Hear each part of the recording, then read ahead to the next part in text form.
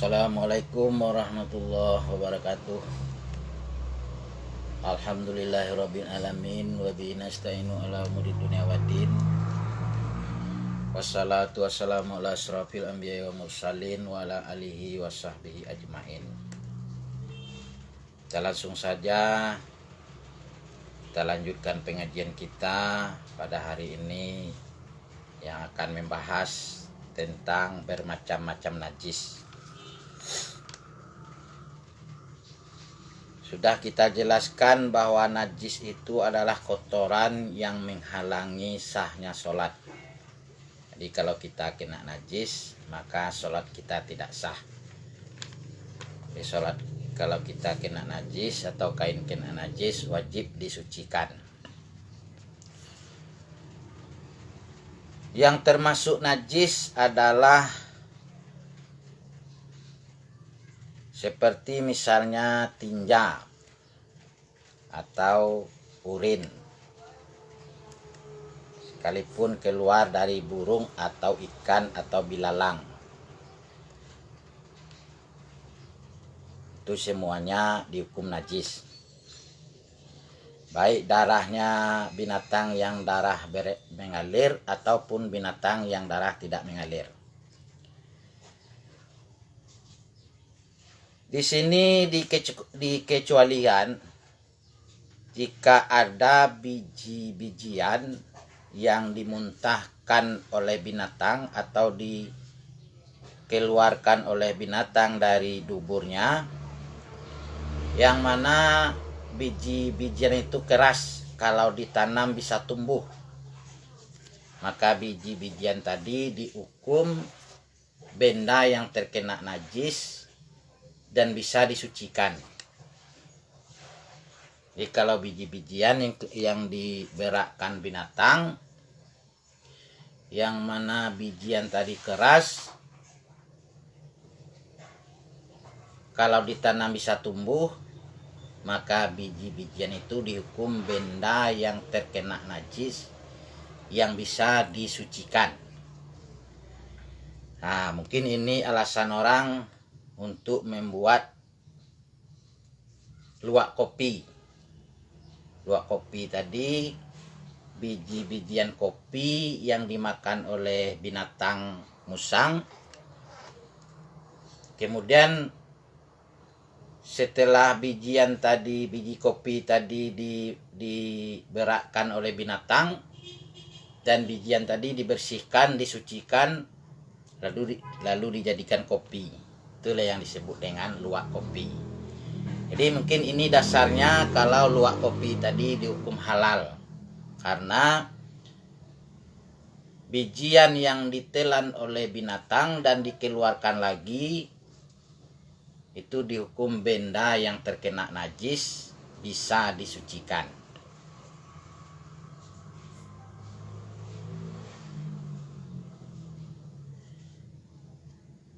Dan di sini diterangkan bahwa tidak dibahas hukum selain biji-bijian yang dikeluarkan oleh binatang itu dihukum najis. Kita ringkaskan saja, tidak terlalu panjang lebar kita bahas masalah najis. Kemudian yang termasuk juga najis adalah mazi. Mazi yaitu air yang keluar dari orang laki-laki, itu dihukum najis.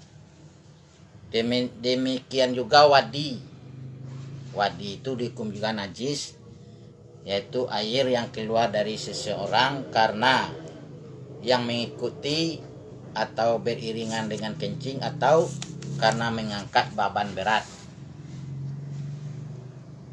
Yang kelima yang termasuk najis adalah darah. Darah yang telah mengalir itu dihukum najis, baik darah kita sendiri atau darah yang lain. Kalau mengenai kita, kalau sudah mengalir itu dihukum najis. Wajib kita bersihkan dan wajib kita sucikan.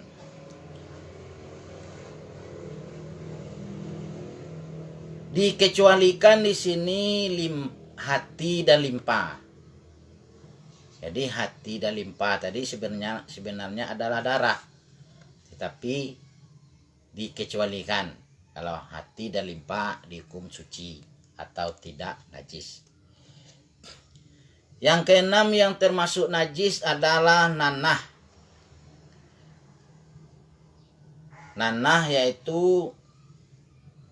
adalah darah yang sudah berubah, nanah adalah darah yang warnanya telah berubah menjadi putih.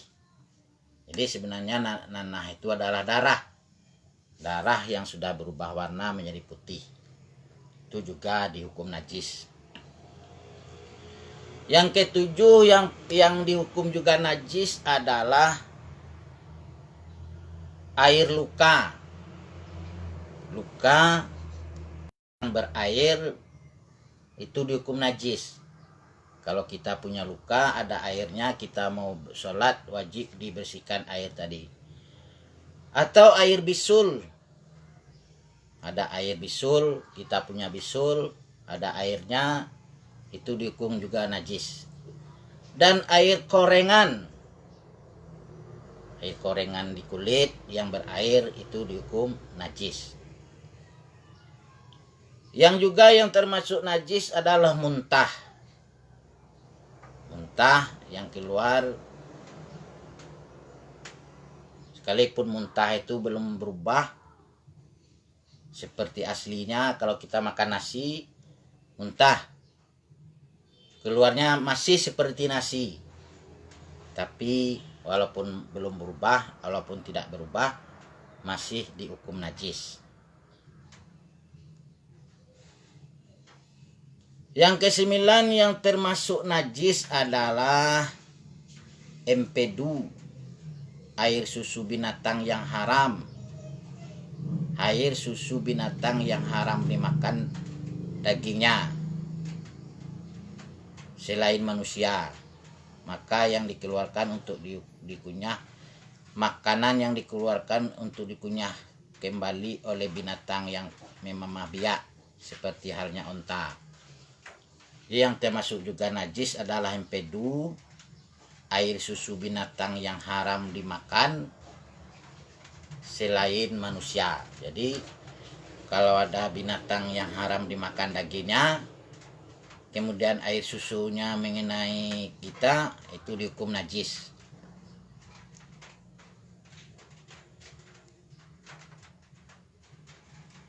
Air mani adalah suci. Berbeda pendapat Imam Malik.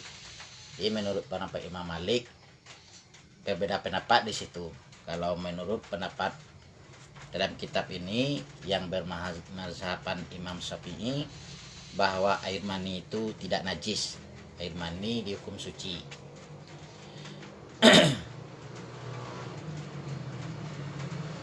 Demikian juga air liur, air dahak dan lain-lain itu dihukum suci. Yang keluarnya tidak dari perut, cuma di atas.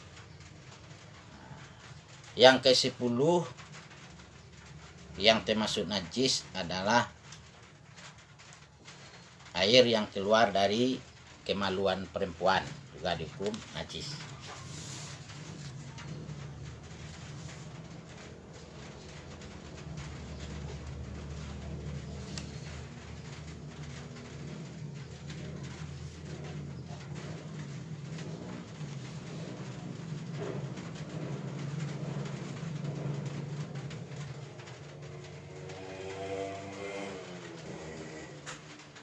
Kalau telur binatang, walaupun keluarnya dari binatang yang tidak halal,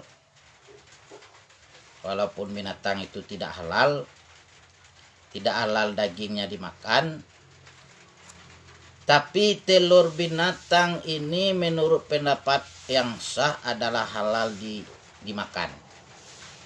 Jadi telur binatang, walaupun binatang tadi haram dimakan, tapi telurnya halal dimakan. Contohnya seperti telur kura-kura atau penyu. Kalau penyu di lautan itu dagingnya haram dimakan, tapi telurnya halal.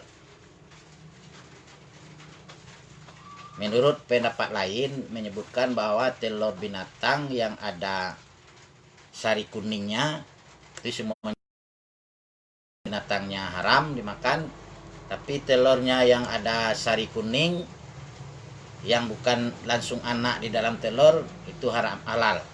Seperti telur helang alang misalnya, telur burung elang. Padahal burung elang tadi dagingnya haram dimakan, tapi telurnya halal karena telurnya tadi ada sari kuningnya. Itulah yang disebut binatang yang haram yang mengeluarkan telur. Kalau ada sari kuningnya itu halal telurnya, seperti pendapat yang lebih sahih.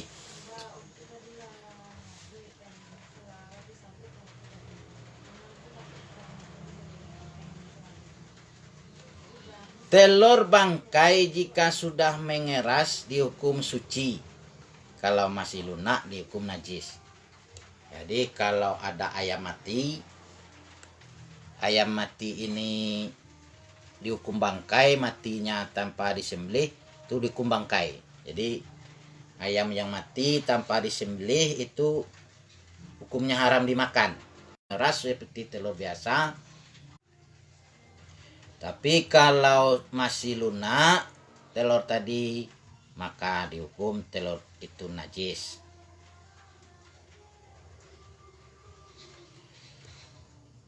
Air sisa minuman binatang yang halal dagingnya. Air sisa minuman binatang suci adalah suci juga. Jadi air yang diminum atau air ember, kebetulan air dalam ember ini diminum oleh sapi atau kambing. Jadi sisa minuman sapi tadi atau sisa minuman kambing tadi itu dihukum suci. Jadi kalau ada air sedikit misalnya diminum oleh binatang yang halal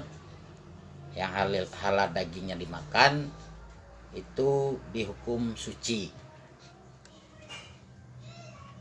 Sebagaimana Imam As-Sayuti guru kita juga mengemukakan sebagai berikut.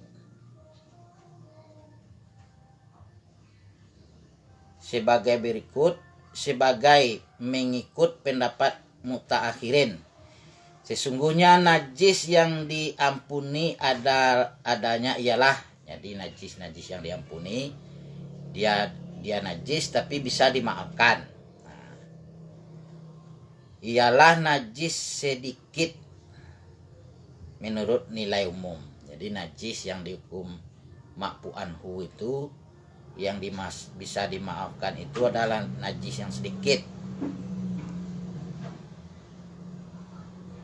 Mana contohnya najis yang sedikit tadi? Selain najis mughalazah. Jadi najis yang sedikit itu yaitu najis selain najis mughalazah, najis yang berat. Seperti asap benda najis. Ada benda najis yang berasap mengenai kita, itu dihukum ma'fu anhu atau dimaafkan. Najis pada kaki lalat sekalipun terlihat mata, dan najis yang dilengket di kaki lalat kemudian hinggap di kain kita, walaupun najis itu nampak, itu dihukum ma'fu anhu, dimaafkan. Tidak harus disucikan karena itu najis ma'fu anhu.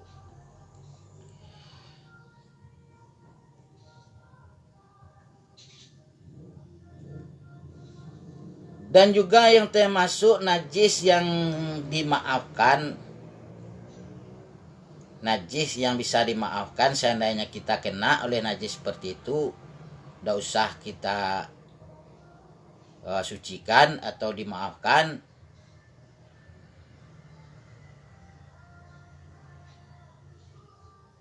yaitu kotoran binatang yang tertinggal menempel pada pintu pelepasan kotoran burung. Jadi kotoran yang menempel di pelepasannya yang sedikit itu dihukum ma'fu anhu.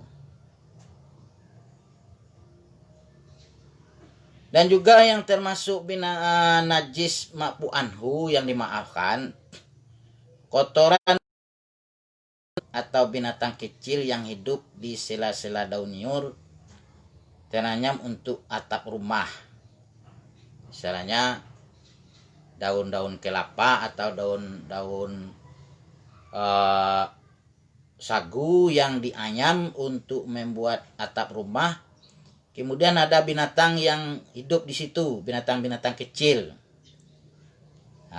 Dan binatang kecil ini mengeluarkan kotoran mengenai kita, mengenai air yang kita ambil untuk berwudu. Maka kotoran binatang-binatang seperti itu juga dihukum ma'fu anhu atau dihukum najis sedikit. Jadi artinya dimaafkan.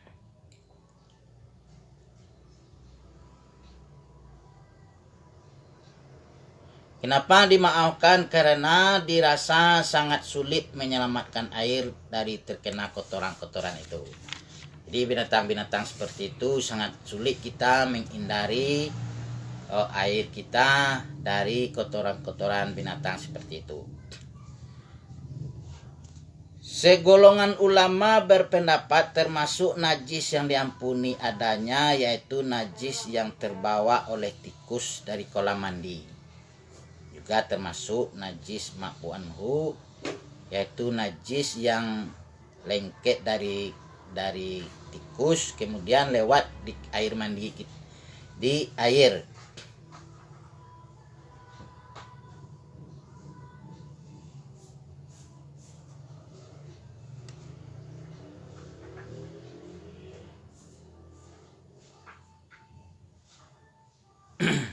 Jadi yang seterusnya yang termasuk juga najis yang dimaafkan yaitu najis yang terbawa oleh tikus dari kolam mandi.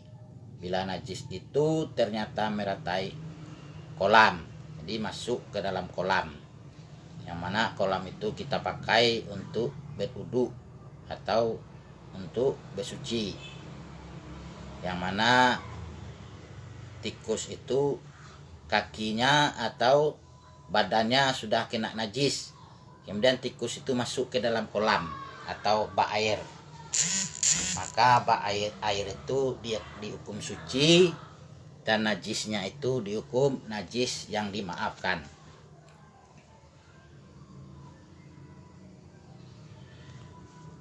Syaratnya najis yang kita sebut-sebut di atas tadi, syarat najis di atas diampuni adanya adalah bila ia mengenai air tidak sampai menjadinya berubah. Jadi itu syaratnya. Jadi kotoran-kotoran binatang yang kita sebutkan tadi yang mengenai air, dengan satu catatan, air tadi tidak berubah keadaan air tadi. Binatang musang kasturi juga dihukum najis, dihukum suci, sama dengan kucing. Kayak musang dihukum suci. Ini maksudnya kalau kita sudah atau mengenai pakaian atau mengenai kita yang mana kita sudah suci, maka tidaklah dihukum bernajis.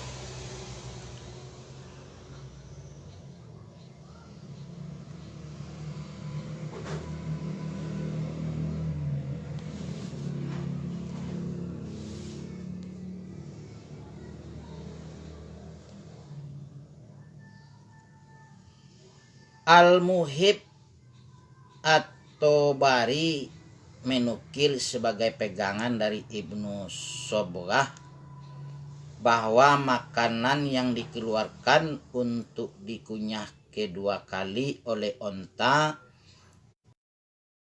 ya lainnya adalah diampuni dosanya, karena itu adalah wadah bekas minumannya juga tidak najis. Jadi makanan hewan yang memamah biak yang dikunyah kembali, kayak hewan memamah biak kan makanannya kan 2 kali kunyah. Jadi makanan yang dikunyah kembali itu menurut Al-Muhib Al-Tabari itu dihukum suci, dihukum tidak najis. Karena alasannya seperti ini pula At-Tabari menghukumi mulut binatang memamah biak, misalnya anak sapi, biri-biri yang menyusu pada putih susu induknya. Kenapa dihukum suci? Karena mulut binatang yang suci tadi, yang memamah biak tadi hukumnya suci. Seperti contoh bila air diminum oleh binatang tadi, maka sisanya tadi suci. Itu sebabnya makanan yang dikunyah kembali tadi dihukum tidak najis.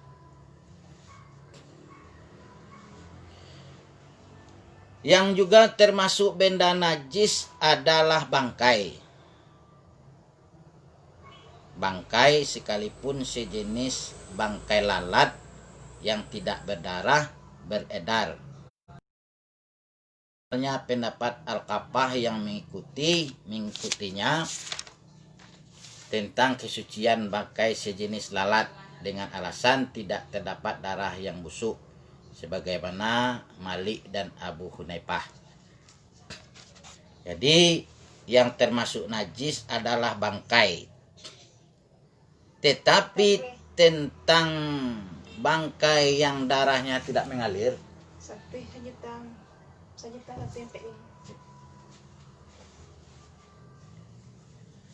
jadi binatang yang darahnya tidak mengalir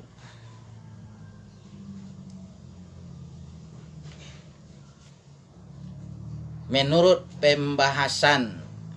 nukilan Al-Kafal dan menurut penukilan Al-Kafal bahwa tentang kesucian sejenis lalat. Jadi binatang yang tidak mengalir darahnya menurut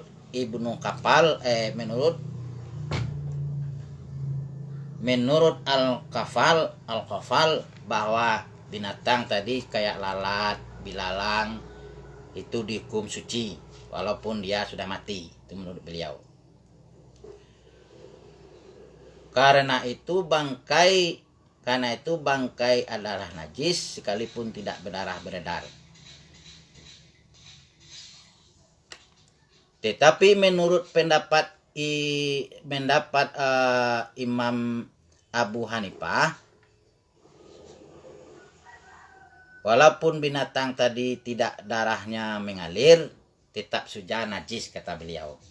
Jadi ada perbedaan pendapat ulama di sini tentang binatang yang darahnya tidak mengalir. Ada ulama yang mengatakan binatang yang darahnya tidak mengalir hukum najis, dan ada juga ulama binatang yang darahnya tidak mengalir dihukum tidak najis. Kalau menurut pendapat Al-Kafal, itu binatang yang tidak mengalir darahnya dihukum tidak najis. Tapi menurut pendapat Imam Abu Hanifah dihukum najis. Nah, ini beda pendapat.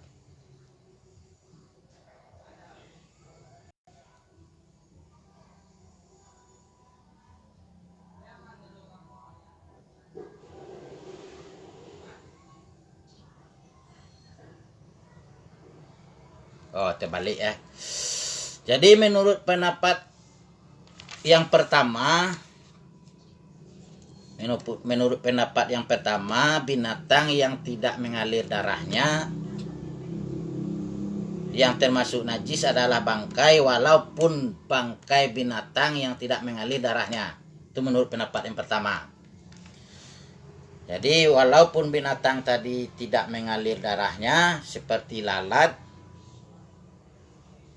dan bilalang, itu dihukum najis menurut yang pertama. Dan menurut pendapat yang kedua yang dimotori oleh Imam Malik dan Imam Abu Hanifah mengatakan bahwa binatang yang tidak mengalir darahnya dihukum suci. Kayak lalat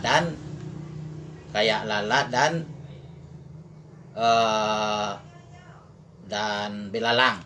Nah, jadi itulah pendapat yang kita amalkan selama ini. Kalau darahnya tidak mengalir dihukum tidak najis. Itu pendapat yang kita amalkan. Yang biasa kita amalkan yaitu mengikuti pendapat Imam Malik dan pendapat Imam Abu Hanifah. Kalau binatang tadi tidak mempunyai darah yang mengalir, maka dihukum tidak najis atau suci.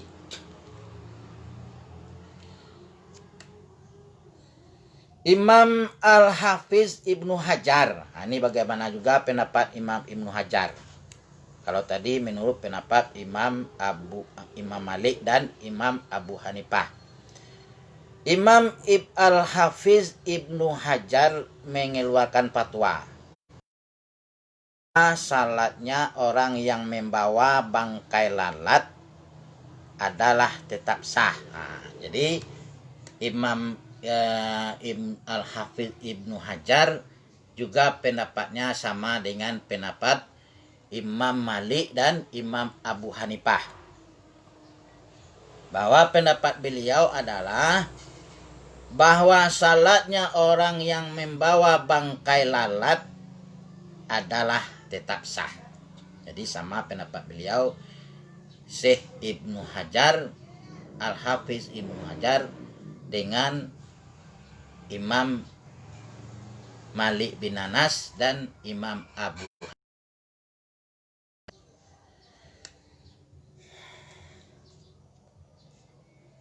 Al-Hafiz Ibnu Hajar mengeluarkan pendapat bahwa salatnya orang yang membawa bangkai lalat adalah tetap sah jika ia berada di tempat yang tersisa sulit untuk menyingkirkan dari bangkai lalat tersebut.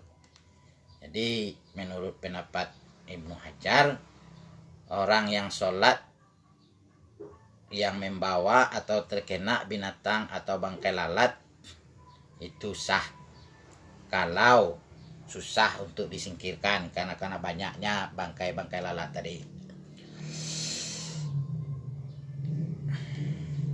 Selain bangkai manusia, ikan dan belalang, dengan alasan bahwa bangkai ikan dan belalang halal dimakan, tentang bangkai manusia berdasarkan firman Allah yang berbunyi, "Telah kami muliakan keturunan Adam.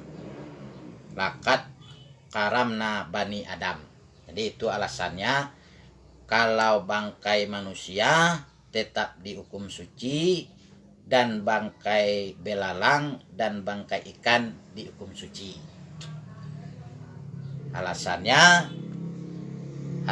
bangkai manusia dihukum suci dengan alasan firman Allah Subhanahu wa taala yang berbunyi, laqad karamna bani Adam.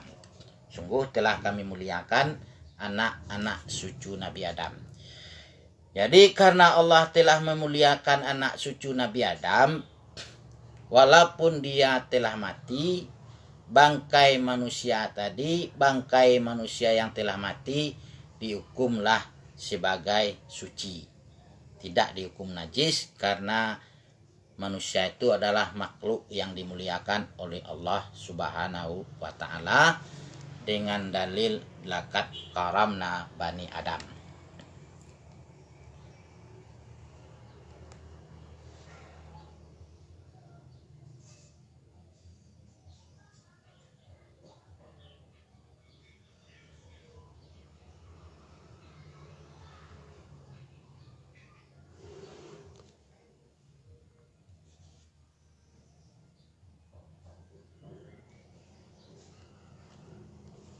Juga yang termasuk najis, kita singkatkan saja karena terlalu panjang. Juga yang termasuk najis adalah, juga yang termasuk benda najis adalah barang pemabukan. Jadi hal-hal yang membuat mabuk itu dihukum najis. Jadi yang termasuk benda najis adalah barang pemabukan. Maksudnya adalah segala yang bisa memabukkan, termasuk di sini setetes cairan pemabukan. Jadi benda yang membuat orang mabuk walaupun setetes itu dihukum najis. Kalau mengenai kain, mengenai pakaian, maka pakaian tadi tidak lagi bisa dibawa sholat. Jadi yang termasuk juga najis adalah benda barang pemabukan. Maksudnya segala yang bisa memabukkan. Termasuk di sini setetes cairan pemabukan. Cairan pemabukan yang mencair. Yang mencair. Misalnya arak. Arak yaitu cairan pemabukan terbikin dari anggur. Tuak yaitu cairan pemabukan yang terbikin dari selain anggur. Jadi cairan yang memabukkan semua itu dihukum najis. Jadi orang yang meminum berarti dia meminum najis. Jadi kalau cairan tadi mengenai pakaian, mengenai badan, kalau kita mau sholat wajib disucikan dulu atau dibersihkan.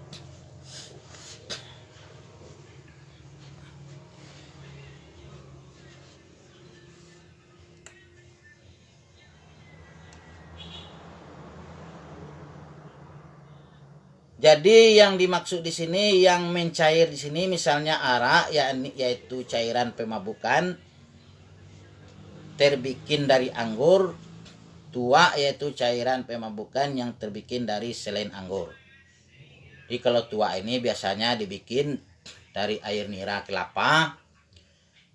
Air nira kelapa tadi sudah difermentasi dengan teknisnya masing-masing, kita nggak tahu juga caranya. Yang jelas itu terbuat arak tuak tadi dari nira kelapa. Jadi itu juga termasuk bahan najis. Bahan pemabukan yang bukan cairan, kalau ada lagi bahan yang bukan cairan, tidak termasuk benda najis. Jadi kalau bahan tadi tidak cairan, tidak dihukum najis. Misalnya pohon ganja dan pohon isasi. Jadi pohon ganja misalnya itu tidak dihukum najis walaupun dia memabukkan. Jadi yang dihukum najis tadi, pohon yang memabukkan yang dihukum najis adalah yang cairan. Cairan yang memabukkan, yang cair itu dihukum najis. Kalau mengenai pakaian itu wajib disuci. Tapi kalau yang memabukkan tadi bukan cairan, tidak dihukum najis. Kalaupun mengenai pakaian tidak wajib disucikan. Arak bisa menjadi suci setelah menjadi cuka. Jadi arak tadi bisa suci. Kapan arak itu menjadi suci? Bisa setelah menjadi cuka dengan sendirinya, tanpa dicampuri benda lain, sekalipun benda ini tidak berpengaruh atas kepindahannya. Jadi arak bisa menjadi suci bila sudah berubah menjadi cuka dengan sendirinya. Bukan berubahnya tadi karena dicampuri dengan bahan lain, tidak. Tapi berubah sendiri karena proses fermentasinya gitu. Misalnya kalau nggak salah, kalau guru kita dulu menjelaskan nira tadi, pertamanya nira tadi suci. Nira yang masih terasa manis itu suci. Nira yang baru diambil itu suci, bisa dibikin menjadi gula merah dan bisa juga dibikin menjadi bahan kecap. Tetapi nira tadi sudah difermentasi bisa berubah rasanya manis dan asam. Ada rasa manis, ada rasa asam. Tapi aku nggak tahu kalau rasa tua itu bagaimana, nggak tahu rasanya. Tapi yang jelas kalau nira tadi rasa manis dan rasa asam, ada rasa manisnya dan ada rasa asamnya, itu nira tadi dalam keadaan haram. Itu bisa memabukkan. Itulah yang disebut dengan tua. Tapi apabila nira tadi sudah berubah kembali, cuman rasa asam semata, sudah berubah menjadi cuka, nah itu dia suci lagi. Tanpa ada bahan tambahan, tanpa ada resep-resep lain. Jadi arak bisa menjadi suci setelah menjadi cuka dengan sendirinya. Arak bisa menjadi suci setelah menjadi cuka dengan sendirinya.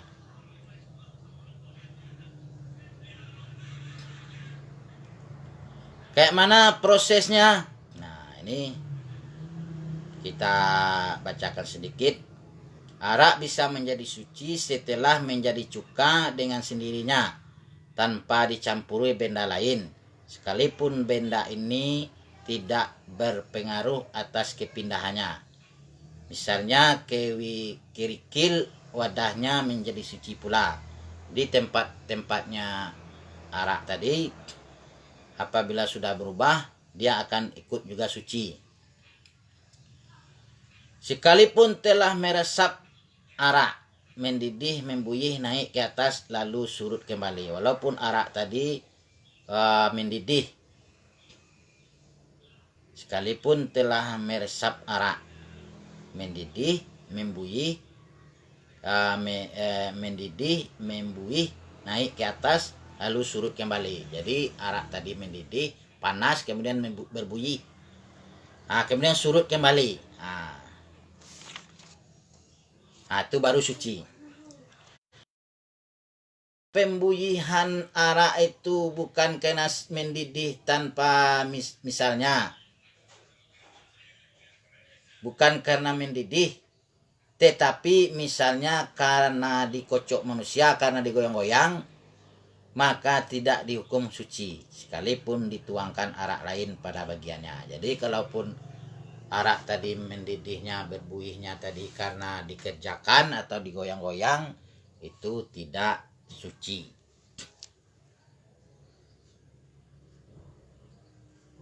Menurut pegangan hukum Syekh kita, guru-guru kita yang muhakikin Abdurrahman bin Zahid adalah arak menjadi suci bila penuangan arak lain terjadi sebelum kering wadah sebagian atasnya. Lain halnya bila telah kering kembali.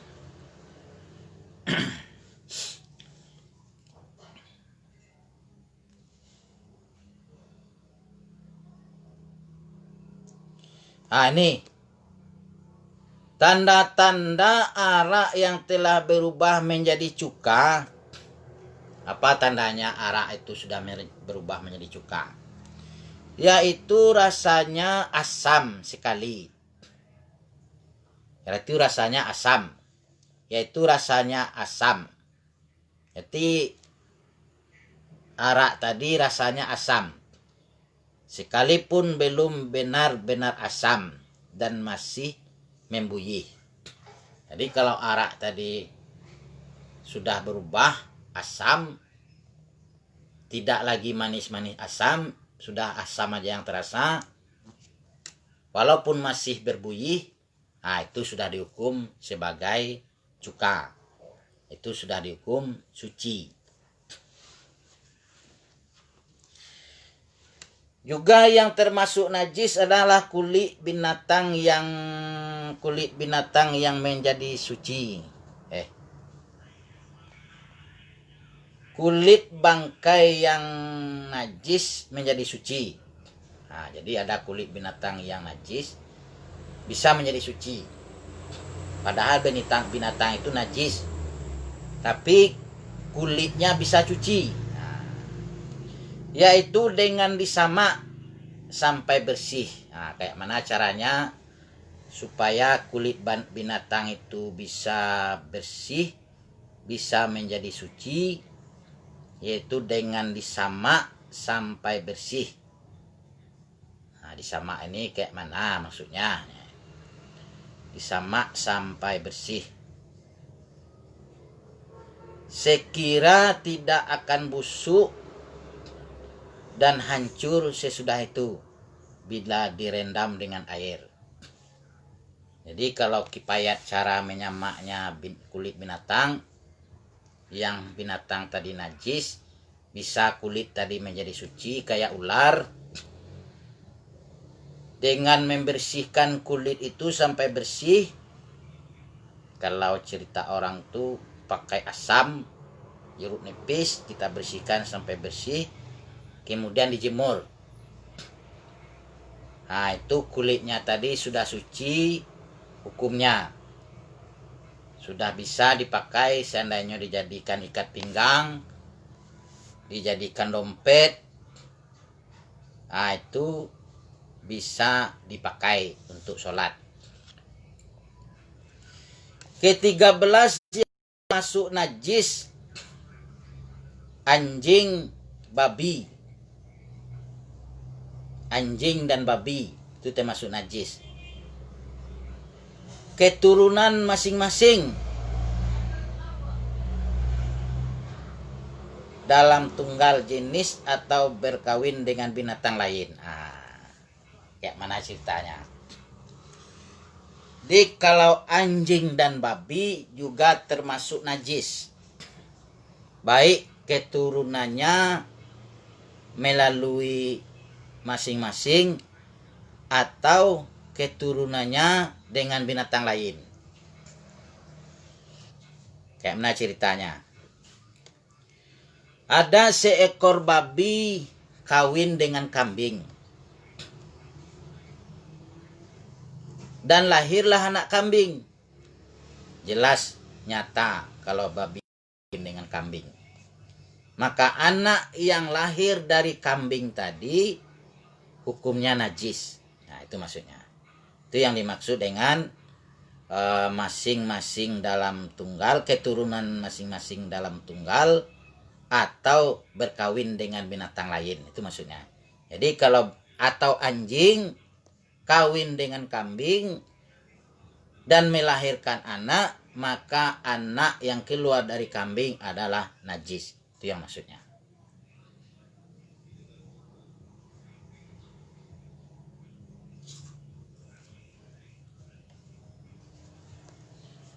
Pengarang Al-Ubdah, ada suatu kitab yang bernama Al-Ubdah, Al-Hawai memantapkan benang labah-labah dihukum najis. Jadi pengarang kitab Al-Ubdah memantapkan atau menghukum jaringan laba-laba dihukumnya najis. Jadi jaring lawah, menurut pendapat atau pengarang kitab Al-Ubdah ini menyebutkan bahwa jaring lawah hukumnya najis. Menurut karangan, menurut pendapat menurut pengarang kitab Al-Ubdah, yang nama kitabnya yang nama orangnya bernama Al-Hawi. Di nama syekhnya bernama Syekh Al-Hawi, menetapkan bahwa jaringan laba-laba atau jaringan lawah dihukum najis menurut beliau. Kenapa beliau menghukum najis? Di samping juga semacam keringat yang keluar dari kulit ular hidup. Jadi ular yang hidup mengeluarkan keringat itu juga dihukum najis, seperti yang dipatwakan oleh sebagian ulama. Nah, tetapi guru kita berpendapat di sini, apa pendapat guru kita? Tapi menurut pendapat pengarang kitab Al-Ubdah, Al-Hawi mengatakan bahwa jaring lawah atau jaring laba-laba dihukum najis. Berarti kalau kita kena atau ada jaring laba-laba di badan kita mau sholat, berarti kita hukumnya benajis. Menurut pendapat atau menurut penjelasan dalam kitab Al-Ubdah yang dikarang oleh Syekh Al-Hawi. Tetapi guru kita berpendapat, guru kita yang dimotori oleh Imam Syafi'i berpendapat di sini ada pembahasan khusus yang jelas. Benang laba-laba adalah najis. Tapi menurut beliau, menurut pendapat yang di sini juga mengatakan bahwa benang laba-laba adalah najis. Sebab merupakan bagian yang terbentuk sendiri, terpisah dari binatang hidup, maka ia dihukum sebagai bangkai. Jadi jaringan laba-laba tadi sesuatu benda yang sudah terpisah dari binatang yang hidup atau yang sudah keluar dari binatang yang hidup. Jadi sesuatu yang sudah terpisah atau yang keluar daripada binatang yang hidup, maka dihukum najis menurut pendapat guru kita. Jadi guru kita berpendapat di sini adalah pembahasan khusus yang lebih jelas. Benang laba-laba adalah najis sebab merupakan bagian yang terbentuk tersendiri, terpisah dari binatang hidup, maka ia dihukum sebagai bangkai. Guru kita meneruskan, itu Imam Syafi'i yang seterusnya. Andai kata seekor anjing atau babi, nah ini nggak lain ceritanya. Guru kita meneruskan, andai kata ada seekor babi atau anjing yang mensetubuhi seorang wanita yang akhirnya membuahkan seorang anak. Ini ceritanya seandainya, kata beliau. Seandainya ada seekor anjing atau seekor babi yang mensetubuhi seorang wanita, maka anak ini dihukum benda najis. Jadi walaupun ini seandai-andai, berandai-andai, guru kita berandai-andai, seandainya ada anjing atau babi yang mensetubuhi seorang wanita dan melahirkan seorang anak, maka anak ini dihukum benda najis. Anak itu dihukum benda najis. Dalam pada itu ia termasuk mukallaf walaupun ia ayahnya anjing atau babi. Kalau dia seorang muslim, dia tetap mukallaf. Dia juga wajib sholat, dia juga wajib puasa, dia juga wajib menuruti hukum agama. Ia juga termasuk mukallaf yang wajib sholat dan ibadah-ibadah lainnya. Dia tetap wajib sholat, tetap ibadah lain. Yang jelas bersentuhan secara terasa dengan dia diampuni. Jadi kalau kita bersentuhan dengan orang itu yang orang ini adalah anak anjing atau anak babi yang manusia berwujud, yang berwujud manusia, seandainya kita bersentuhan dengan dia karena terpaksa, adalah dimaafkan. Nah, ini ceritanya. Sesungguhnya ia sah menjadi imam. Nah. Kalau seandainya dia pintar juga bisa menjadi imam, sah menjadi imam. Nah, ini penjelasannya menurut kitab ini. Jadi sesungguhnya ia sah menjadi imam sebab tidak diwajibkan mengulangi sholat. Kalau dia menjadi imam, kita tidak diwajibkan mengulangi sholat karena dia sah menjadi imam. Boleh pula masuk masjid untuk berjamaah. Boleh pula dia masuk masjid untuk berjamaah. Ini seandainya terjadi. Ini tidak pernah terjadi ini. Jadi kalau seandainya terjadi hal seperti ini, dia tetap mukallaf, dia wajib sholat, dia wajib berpuasa dan beribadat lain, dan boleh masuk masjid, sah juga menjadi imam dalam masjid. Seandainya dia menjadi imam, dan kita yang ikut dengan dia itu tidak wajib mengulangi lagi sholat. Dia boleh masuk masjid untuk berjamaah dan ia lain berjamaah dan lain-lain ibadah sebagai selagi badannya kering. Jadi orang tadi selagi badannya kering, kalau badannya basah, sama dengan yang kita sebutkan tadi. Kalau mengenai kita wajib bersuci.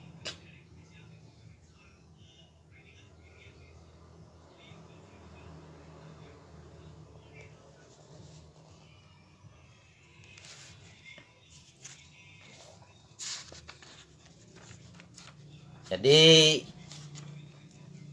karena waktu kita sudah terlalu panjang, kita ringkaskan saja dan kita cukupkan saja sekian untuk masalah najis. Mungkin kita semua sudah tahu bahwa